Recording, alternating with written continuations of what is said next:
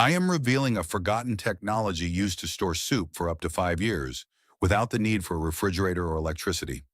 This 1,000-year-old recipe is a genuine survival goldmine. However, you must be careful. A single critical mistake can transform this food into a deadly poison sitting on your shelf. Today, I am walking you through the complete step-by-step process to distinguish a successful survival prep from a fatal error. Make sure to watch until the very end. We begin with the base. I take an onion and chop it into large chunks. The precision of the cuts does not matter here because everything will eventually go into the blender. Next, I take a red bell pepper and slice it up. This ingredient adds a natural sweetness, a vibrant color, a boost of vitamin C, and a rich depth to the soup. Now we add tomatoes, and lots of them, as they are the key. Tomatoes make the base bright and thick, providing the soup with real body. Put them all into the pot and add garlic immediately. Do not skimp on the garlic. Now let it simmer for about 30 minutes until the vegetables are completely soft. We do not need aesthetically pleasing pieces. We need a powerful vegetable mash for the dry concentrate. Once the vegetables are ready, blend them into a smooth puree. Why do we do this? We need a uniform base that dries evenly. Large chunks means some parts will over-dry, while others trap moisture, and moisture is what kills long-term storage. Using a blender here ensures texture stability and safe drying. You should end up with a thick, smooth, and vibrant vegetable paste. Pour this puree into a large container and add 2 tablespoons of salt. Now comes the most important part. Add 2 cups of semolina, which is approximately 1.1 pounds. This is the backbone of tarhana. It absorbs moisture from the vegetables and yogurt, swelling to create structure.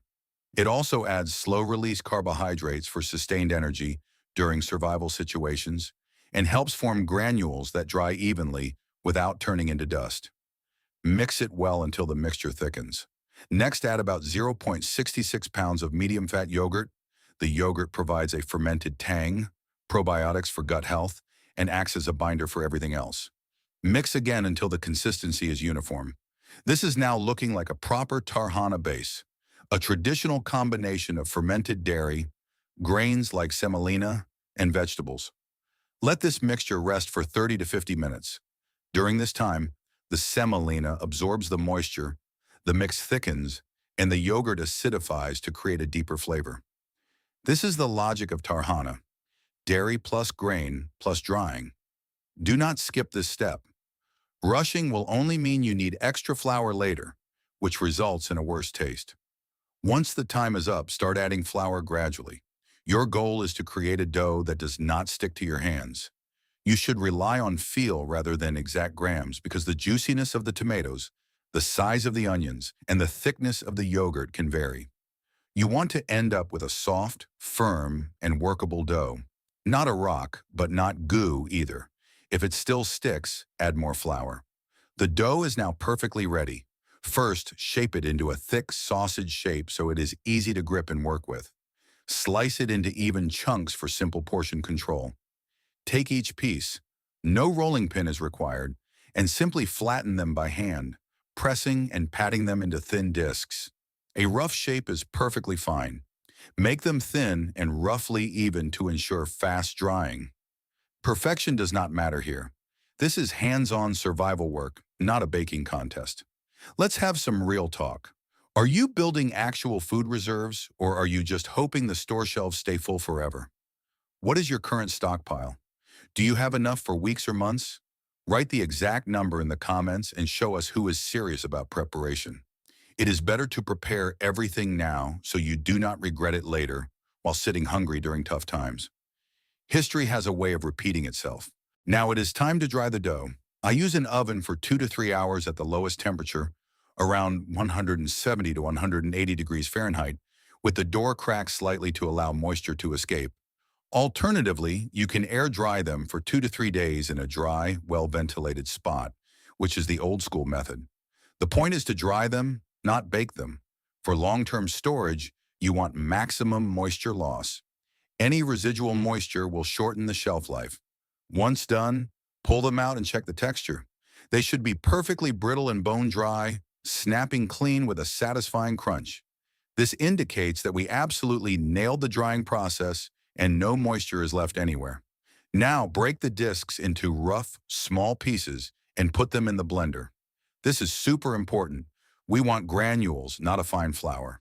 Why granules? They resist clumping during storage, stay pourable for longer, and rehydrate evenly to provide a real soup mouthfeel instead of a watery paste. This type of dry soup is literally considered the world's oldest instant fast food, dating back over 1,000 years. Nomadic tribes and ancient empires relied on it because those granules pack a massive punch of protein, vitamins, and probiotics that are locked in during the drying phase. Just one small scoop contains enough fermented nutrition to sustain a person through brutal winters or long marches when nothing else is available. This is primitive MRE technology that still works flawlessly today. If you do not have a blender, don't sweat it. You can use a box grater or even smash and crush the pieces by hand in a bag. It takes longer, but it gets the job done just fine. If you have made it this far, drop your country flag in the comments. Where are you watching from? Let's see the global prepper map. Now for the critical storage step, you need bone-dry jars. Fill them up with the granules. Do not skip this next part. Wipe the rims of the jars completely clean with a little bit of vinegar. The vinegar kills any lingering bacteria or mold spores on the glass and guarantees a perfectly safe airtight seal. If the mixture is fully dried and kept in a cool, dark, and dry spot, this stash will last a very long time. It isn't magic, it is simply the result of zero moisture. This recipe comes from my survival cookbook, which features over 100 recipes for long-lasting meals that do not require a refrigerator or electricity. You won't find recipes like these on YouTube. Click the link in the description to get the book and start building a reliable food supply for the future today. Now, I am going to show you two completely different ways to prepare this. The first is what I call the emergency blackout method.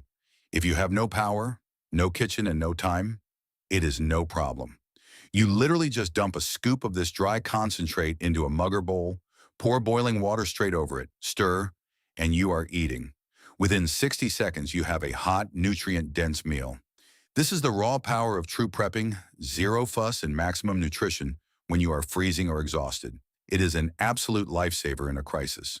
The second method is much tastier. You will need a skillet, olive oil, and a tomato. Sauté them briefly to release the aroma.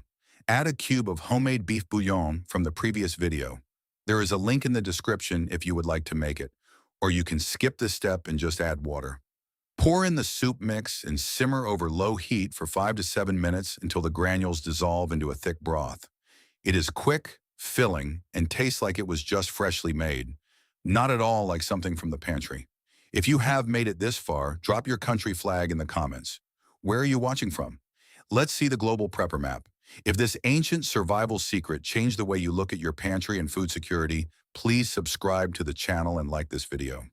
We are dedicated to uncovering the history and skills that have been nearly forgotten. Start guillotring your future today by being prepared. The next hidden treasure of survival knowledge will be revealed very soon.